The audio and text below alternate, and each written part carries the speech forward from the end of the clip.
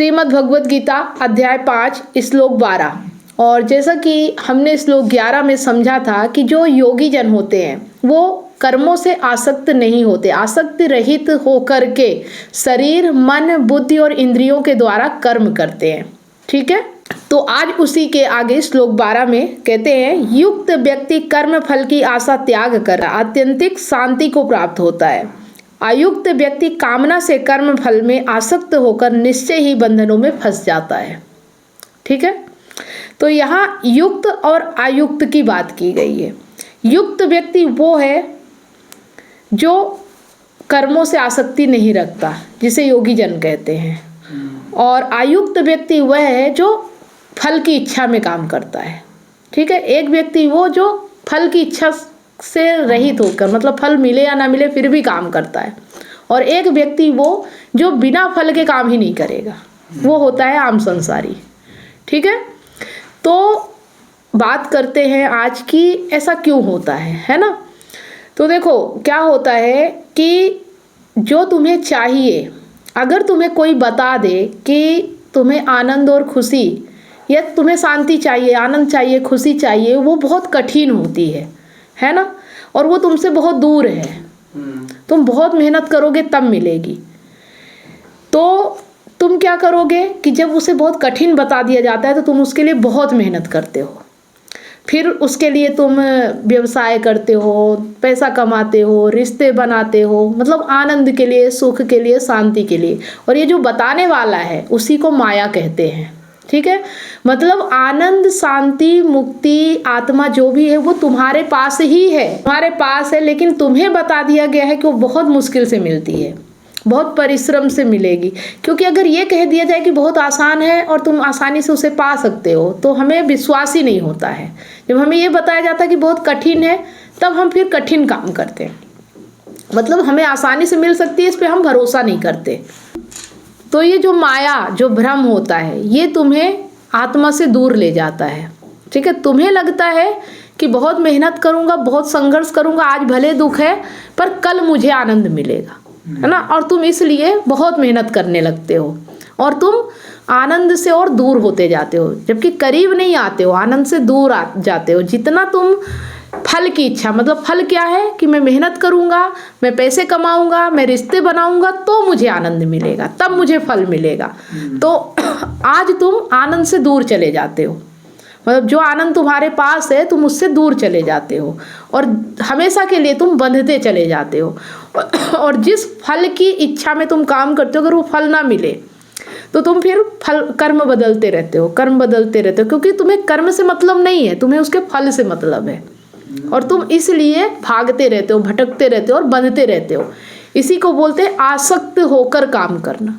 मतलब जो अयुक्त व्यक्ति होता है वो फल की इच्छा में आसक्त होता है और फिर वो इस तरह से बंधता चला जाता है, कामनाओं के पीछे बंधता चला जाता है, क्योंकि उसे चाहिए आनंद, मुक्ति, शांति चाहिए, सबको यही, लेकिन बता दिया है माया ने कि वो तुम्हें बहुत मेहनत के बाद मिलेगा, बहुत परिश्रम के बाद मिलेगा। तो फिर वो कंपनी लगा रहे हैं, उद्योग खड़ा कर रहे हैं, पूरे संसार में निर्माण कर रहे हैं कि ये सब करेंगे तो आनंद मिलेगा, और अपना आज का आनंद खो रहे हैं। ठीक है, लेकिन यही चीज जो अयुक्त व्यक्ति होता है, युक्त व्यक्ति होता है, वो ये चीज समझ जाता है। ठीक है, जैसे कि एक मृग होता है और मृग के अंदर ही कस्तूरी होता है, उसकी नाभि में होता है, लेकिन वो पूरे वन पूरे जंगल में भटकता है, उसकी गंध आती रहती है और वो सोचता है कहीं बाहर है वो, क्योंकि वो अपने ओर देख नहीं पाता है, अपने भीतर देख पाने की क्षमता उसमें नहीं होती है, तो इसलिए वो वन भटकता रहता है और एक दिन मर जाता है, लेकिन कभी उसे कस्तूरी नहीं मिलती है। ठीक है, उसी तरह से एक आम व्यक्ति भी होता है, जो अयुक्त व्यक्ति होता है, वो भी पूरे दुनिया में भटकता रहता है, पूरी कामनाओं के पीछे भागता रहता है और अपने जिंदगी को नर्क बनाता रहता है। वो उसका कारण खुद ही है ना, और ये वो करता नहीं है, एक माया है, जो भ्रम है, जो उसके अंदर पैदा हो जाता है। जैसे ही वो जन्म लेता है वैसे ही उसकी आंख प्रकृति में खुलती है और वो बाहर की ओर ही देखने लगता है, और उसे ऐसा लगता है कि जो वो चाह रहा है वो बाहर ही मिलेगा, वो कभी भीतर अपने देख नहीं पाता है। तो जो युक्त पुरुष होता है, जो ये समझ जाता है कि चीज मुझसे दूर है ही नहीं, है ना, मतलब इतनी पास भी नहीं कि उसे पकड़ लिया जाए, वो हमारे भीतर ही है, कभी हमसे अलग हुई ही नहीं वो चीज। ठीक है। तो फिर वो क्या करता है कि वो कर्म तो करता है, ऐसा नहीं कि वो कर्म करना छोड़ देता। आसक्ति रहित होने का मतलब ये नहीं है कि कर्म करना छोड़ दे, ठीक है। लेकिन अब वो कर्म जो करता है, तो कर्म कैसा होता है कि उस कर्म को करने में उसे आनंद आता है, ठीक है। कर्म में ही उसे आनंद मिलता है, उसे फल की आसक्ति नहीं होती कि कल क्या होगा, इस कर्म का रिजल्ट क्या आएगा, कुछ नहीं। वो काम में ही इतना डूब जाता है कि उसे फल की चिंता करने का होश ही नहीं रहता है, और वही उसका आनंद है। उसका संघर्ष मतलब उसका काम ही उसका सफ़र है, ठीक है। मंजिल मिले ना मिले उससे मतलब नहीं है, और सफ़र में ही उसे आनंद आने लगता है, अपने कर्म में ही आनंद आता है। रहे थे कि जो माया होती है वो जब हमारे ऊपर छा जाती है तो हमें जो चीज़ हमारे भीतर है वो हमें दिख नहीं पाती, ठीक है। तो ये माया तभी तक होती है जब तक हमारे भीतर अज्ञान होता है, जब हम बेहोशी में होते हैं, जब हमें अपना पता नहीं होता, तो हमें लगता है कि कुछ बाहर से मिल जाएगा, ठीक है। और फिर जिसे चाहिए हम उसे नहीं पूछते किसे चाहिए, और हम बाहर की ओर भागते रहते हैं, ये माया हमें भगाती रहती है, ठीक है। तो जब ज्ञान आता है तो ये चीज़ें समझ में आ जाती हैं, तो फिर कर्म क्या हो जाता है, सहज हो जाता है। सहज कर्म मतलब जो दो है ना, सहज मतलब जो साथ है और जिसका जन्म है ना, सहज। तो मतलब कर्म और जो सत्य है वो साथ होना चाहिए, है ना। सहज, सहज का मतलब ये है कि जो कर्म है और जो साथ है, जो जन्म है जिसका, वो सत्य है, वो साथ होना चाहिए, ठीक है। तो जिस तरह से जैसे लहर उठती है समुद्र में, ठीक है, तो समुद्र लहराती भी है, एक दूसरे से लिपटती भी है, टकराती भी है, उद्वेग भी उठता है उनमें, टकराती है, और टकराने के बाद उनका क्या होगा किसी को पता नहीं होता, ठीक है। तो जिस तरह से लहरें उठती हैं और गिर जाती हैं और उनका क्या परिणाम होगा इस चीज़ का कुछ पता नहीं होता है ना। तो जो सहज कर्म करता है ना, तो उसका काम है कि लहराना, है ना। लहराने के बाद क्या होगा, या बचेगी या टूटेगी या टकराएगी, क्या होगा पता नहीं, लेकिन लहराना सहज है, ठीक है। जो कर्म है वो लहराना है, लहराने पे अधिकार है लहर का, लेकिन उसके बाद क्या होगा उसका फल से कोई लेना देना नहीं है ना। तो जो ज्ञानी लोग होते हैं तो वो फिर इस तरह से है कि कर्म करने पे अधिकार है, फल की चिंता छोड़ देते हैं, ठीक है। वो लहराना उनसे कोई छीन ले तो दुखी हो जाते हैं, ठीक है। अगर उनसे लहराना ही छोड़ लिया, उनसे कर्म करना ही छोड़ दिया, तो फिर वो सत्य से दूर हो जाते हैं। मतलब सहज का मतलब ही होता है कि कर्म सत्य के साथ होना, सहज होना, ठीक है। जो भी कर्म होगा सहज ही होगा, ना हम उसमें विरोध करेंगे ना बाधा डालेंगे। जो प्रकृति से सहज कर्म हो रहा है बस उसमें समर्पण होगा, ठीक है। श्रद्धा समर्पण कि अब जो भी हो उसमें हम समर्पित हैं, बस हमारा अधिकार है कर्म करने पे, हम कर्म करेंगे, ठीक है। और कर्म भी सत्य के साथ करेंगे। तो उसे बोलते हैं मतलब किसी चीज़ से उम्मीद ना करना, कुछ और बाहर से मिल जाए इसकी आशा ना रखना। नैष्ठिकी शांति मतलब कि अब कुछ नहीं है फिर भी हम शांत हैं, कुछ नहीं चाहिए फिर भी शांत हैं, है ना। शांत होने के लिए कुछ नहीं चाहिए। अब जो कर्म करेंगे वो सहज कर्म होगा, वो करुणा से कर्म होगा, लेकिन आनंद के लिए, शांति के लिए, मुक्ति के लिए हम कोई ऐसा कर्म नहीं करेंगे कि जिसके होने के बाद कुछ मिलेगा तो शांति मिलेगी, आनंद मिलेगा। अब कर्म में ही आनंद है, शांति है, वही सत्य के साथ, मतलब कर्म भी सत्य निष्ठा से होना चाहिए, है ना। यही तभी आनंद है। अगर कर्म सत्य निष्ठा नहीं है तो फिर कामना है, क्योंकि कामना ही हमें सत्य से दूर करती है, आत्मा से दूर करती है। अगर कर्म हमारा सहज नहीं है, कर्म में हम बाधा डाल रहे हैं, विरोध कर रहे हैं, जैसे कि प्राकृतिक जो कर्म होते हैं वो सहज ही होने चाहिए, लेकिन हम उसमें विरोध करते हैं, बाधा डालते हैं कि हमें ये नहीं करना, ऐसा नहीं करना चाहिए, समाज ने ये बताया है, और हमें ब्रह्मचर्य का पालन करना है, हमें ये करना है। हमें क्यों करना है? जो हो रहा है सहज ही हो रहा ना। प्रकृति जानती है कि क्या करना है, कैसे करना है, पर हम समर्पित नहीं हो पाते। हम सोचते हम करेंगे तो होगा, और हम मतलब करना हमारे अधिकार में नहीं है कि जो हो रहा है प्रकृति को उसको रोक पाए। तो हम क्या करते हैं, उसमें बाधा बन जाते हैं। जो हो रहा है उसे रोक लेने की ताकत हम में नहीं है, लेकिन हम कोशिश करते हैं कि हम ऐसा नहीं होने देंगे, या हम इस तरह से करेंगे। तो वही होता है कि जैसे ट्रेन चल रही है, उसके पुर्जे अपना काम कर रहे हैं, अब एक धूल आ जाए और वो कहे कि मैं इसको रोक दूंगी या मैं इसमें बाधा बन जाऊंगी। धूल आती है तो थोड़ा किचपिचाहट होगी, थोड़ा आवाज़ें आएंगी, पर काम तो चलेगा ना, रुकेगा तो नहीं, है ना। तो ज्ञानी व्यक्ति का काम होता है कि उस धूल को साफ कर देना, जो प्रकृति जैसी है उसको वैसा कर देना, सहज कर देना। मतलब जो अहंकार कामना लेके आ रहा है, जो अहंकार ये अपना स्वार्थ लेके आ रहा है, लालच लेके आ रहा है, इसको हटा देना, क्योंकि प्रकृति में यही बाधा बन रहा है। हमारी जो प्रकृति है, जो सहज कर्म होना चाहिए, उसमें ये अहंकार सिर्फ बाधा बनता है। ठीक है, तो इसको हटाना है, ना कि इसमें कुछ जोड़ना है। सही बात है ना। हम क्या करते हैं कि हम कुछ जोड़ेंगे, कुछ पा लेंगे, कुछ कर लेंगे तो हम अच्छे हो जाएंगे। नहीं, हम अच्छे हैं, हम आनंद में हैं। प्रकृति में ना कुछ अच्छा है ना कुछ बुरा है। ठीक है, बस ये जो बीच में आ रहा है, जो कामना लेके अपनी कि मुझे ये करने से कुछ मिलेगा, जो लालच, जो झूठ, जो ये सब है, ठीक है, तो इससे हटाना है। और सहज कर्म का मतलब है कि हम सत्य के साथ हैं, हम प्रेम के साथ हैं, हम आत्मा के साथ हैं। फिर क्रोध भी आए तो सत्य के लिए, और प्यार भी आए तो सत्य के लिए, और जो भी संसार में होगा सब सत्य के लिए होगा। मतलब जो अंदर का है, जो भीतरी नैष्ठिक की शांति, वो प्रभावित नहीं होगी, और बाहर जो भी होगा उस शांति को, उस आनंद को बचाने के लिए, ना कि ये सब करेंगे तो बाद में मिलेगा। ठीक है, तो फिर वो कर्म करते हैं क्योंकि हमारा अधिकार सिर्फ कर्म पे है। ठीक है ना। फिर वो ये नहीं देखते कि ये करने के बाद हमें क्या मिलेगा, फल बिल्कुल चिंता नहीं है फल की, लेकिन कर्म करना नहीं छोड़ते, है ना। जो कर्म सहज हो रहा है ना, वो कर्म पूरी निष्ठा से करते हैं, उस कर्म को कभी रोकते नहीं हैं।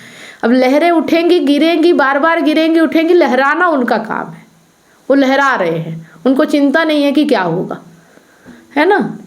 अब इस चीज़ को कोई रोक दे कि कर्म ही नहीं करना है तो फिर दुख होगा, है ना। जो ज्ञानी व्यक्ति होते हैं वो सहज कर्म करते हैं, और उनके कर्म में जब बाधा आती है तो फिर दुख होता है उनको। कोई अगर रोकता है, विरोध तब आता है, तब फिर वो लड़ते हैं उस चीज़ को पूरा करने के लिए कि जब कर्म नहीं करने देता उन्हें कोई। ठीक है, और यही हमारी प्रकृति है।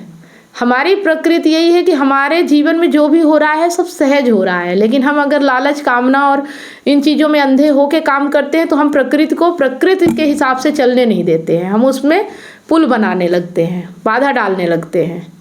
नदी बह रही है और हमने पुल बना दिया, उसके पानी को रोक दिया, तो वो क्या होगा कि एक दिन जब वो बांध टूटेगा, क्योंकि पुल में पानी जब जमा होगा तो वो तो बहेगा, उसका प्रकृति बहना है, तो फिर जब वो बांध टूटती है तो फिर जब एक साथ पानी बहता है तो फिर बाढ़ आती है ना। तो वही हमारे जीवन में होता है कि कुछ चीज़ों को हम रोक के रखते हैं। जैसे हम सबसे ज़्यादा विरोध शरीर का ही करते हैं, ये चीज़ समझ लो।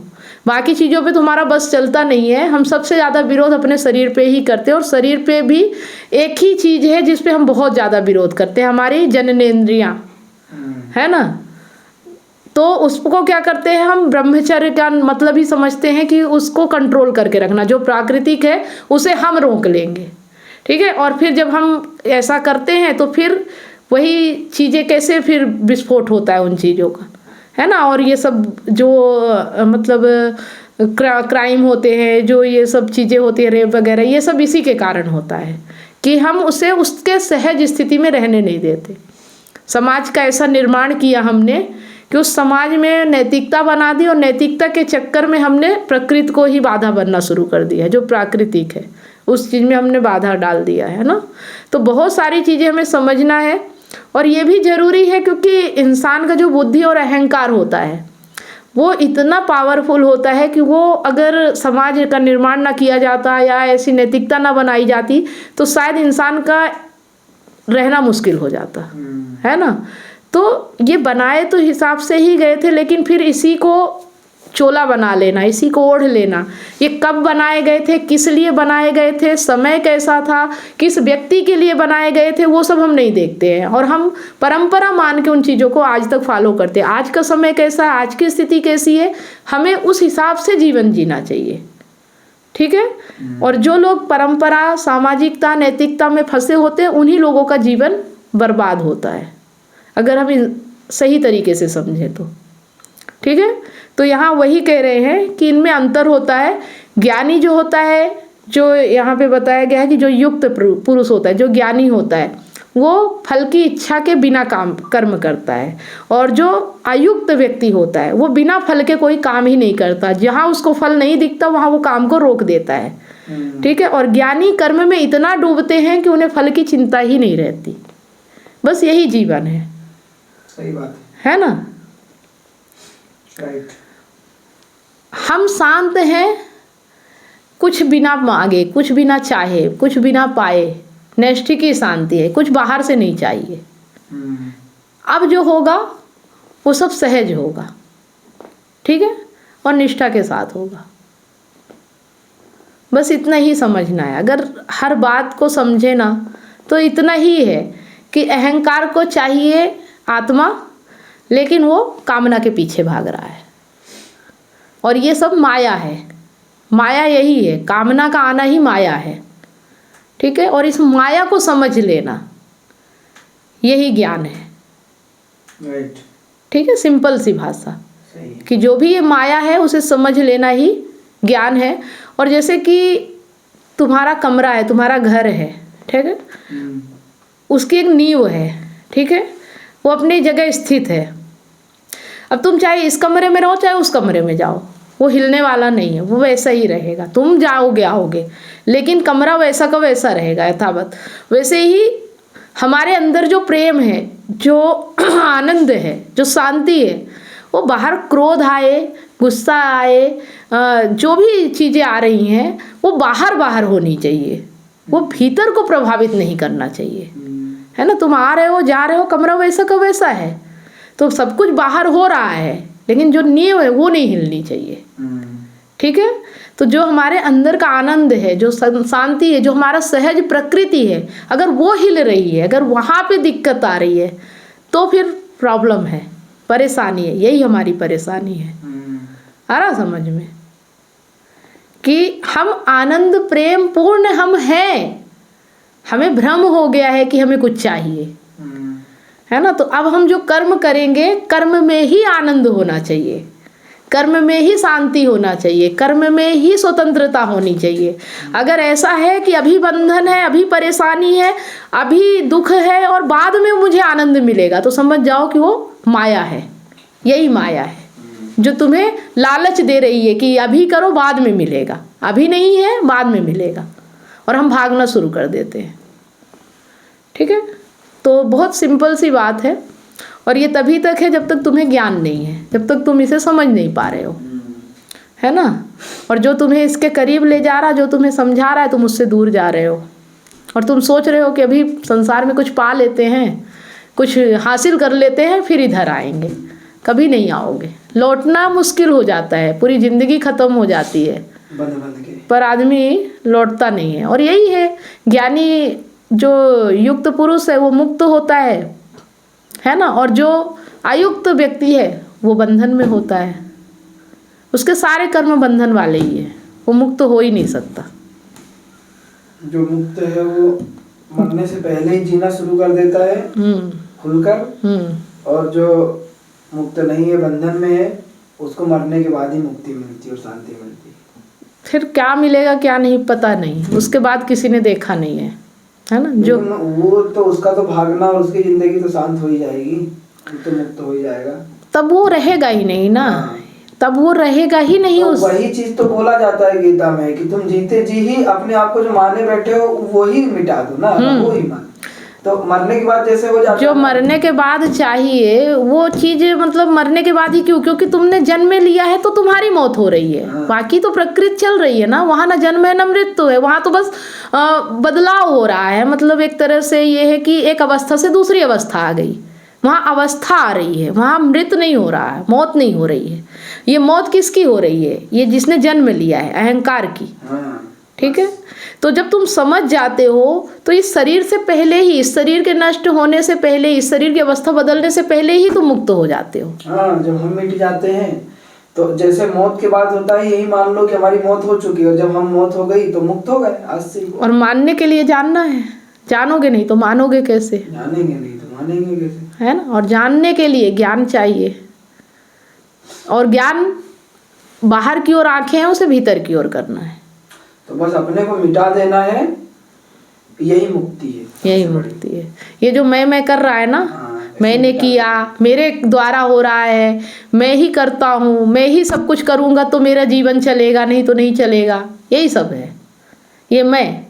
ये अगर ये समझ जाता है कि मेरा जीवन मेरे से पहले भी था और बाद में भी रहेगा, ठीक है।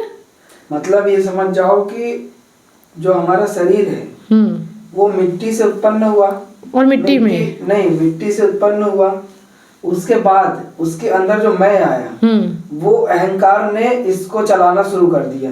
लेकिन अगर अहंकार इसे ना चलाए तो ये मिट्टी से आया, मिट्टी में फिर चला जाएगा और इसी स्वतः ये चीजें चलती रहेगी, सब चीजें धरती पर चलती रहेगी। पर ये जो मैं है, ये जब तक बना बैठा रहता है कि मैं कर रहा हूँ, मैं इस शरीर को चला रहा हूँ या मैं सब कुछ कर रहा हूँ, तब तक इंसान दुखों से घिरा रहता है, मरते दम तक।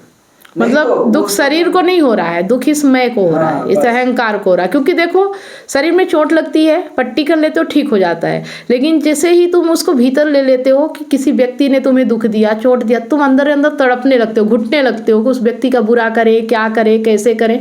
दर्द तो भूल जाता है, पर ये दुख जो भीतर ले लेता है ना अहंकार, वो नहीं हटता है ना। मतलब जो तुम्हारा भी ये शरीर है ये तो खत्म हो जाएगा, है ना। लेकिन तुम्हारे जो जिन चीजों से तुम्हारा शरीर बना हुआ है, जो तत्व हैं, वो फिर किसी नए रूप में आएंगे, है ना। और ये अहंकार फिर उसमें जाके बैठ जाएगा, तो इस अहंकार को मिटाना मेन लक्ष्य है। ये जो हमारे शरीर के साथ पैदा होता है, इसे हमें शरीर के खत्म होने से पहले मिटाना है। तो और मुक्ति तो मतलब तो हम इस चीज का समझ पाएंगे, आनंद ले पाएंगे। वैसे कहते हैं तो समझ पाना, आनंद तो भी ये अनुभूति नहीं होती है, जिसे होती है तो वो फिर अहंकार ही है। मतलब ये किसी को होता नहीं है, ये मिट जाता है। प्रकृति में आनंद ये सब कुछ नहीं है ना, क्योंकि कोई भी जानवर को देख लो, कुत्ते को देख लो, उन्हें क्या महसूस होगा, क्या आनंद उनके लिए, क्या दुख, क्या हो। बस चल रहा है, गुणों के कारण प्रकृति चल रही है। गुणा मतलब ये चीज समझ जाना कि गुण ही गुण में बरत रहे हैं। तो अगर आनंद भी महसूस हो रहा है, वो भी अहंकार को हो रहा है। खुशी महसूस हो रही है, वो भी, क्योंकि खुशी और आनंद नाम की कोई चीज ही नहीं प्रकृति में। जब सत्य होता है, जब आनंद होता है तो पता भी नहीं होता है। मतलब कोई कहने वाला ही नहीं होता कि मुझे कुछ मिला है, हमें रुला रहा है, वो भी अहंकार। हाँ ठीक है, ये चीज समझ सकते हो कि तुम्हें आनंद का तो नहीं पता चलेगा, लेकिन तुम्हारे पास दुख है, तुम्हारे पास तकलीफें हैं, बस इसका पता चलता है। इसको मिटाते चलो, यही आनंद है। बंधन नहीं भी हो तब भी घुटन तो नहीं होगी कम से कम। बस कहने का मतलब ये है कि तुम्हें बंधन पता चलेगा, मुक्ति पता नहीं चलेगी। देखो हम बंधन की बात करते हैं, हम बंधन के बाद काटने की बात नहीं करेंगे, है ना। मतलब जो हमें प्रतीत हो रहा है, बस हमें उस पे काम करना है। ये नहीं देखना है कि इसको करने के बाद क्या मिलेगा।